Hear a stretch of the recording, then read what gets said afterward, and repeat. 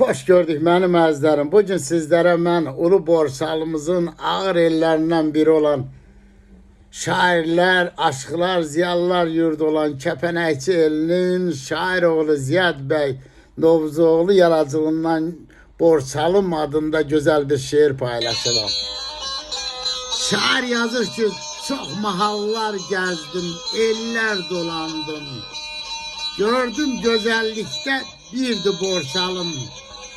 Pervane tek oduna da qalandım. Könlümün sevdiği yerdi Borsalım. Soruştum özünden kəndə gələndə, hardandı bu qədər gözəllik səndə?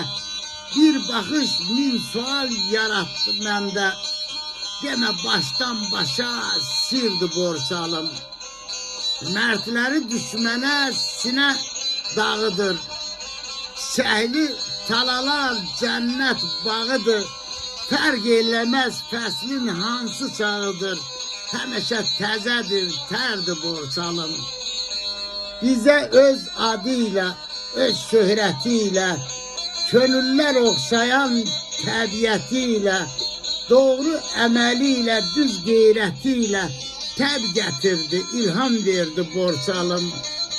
Yadıma düştüysə öten o çağlar, xəyallar keçmişdən bir dastan bağlar, İşitmir qəlbimi özgə ocaqlar. Ziyada ocaqdır, pirdi Borsalım. Ziyada ocaqdır, pirdi Borsalım. Eşq olsun Borsalımıza.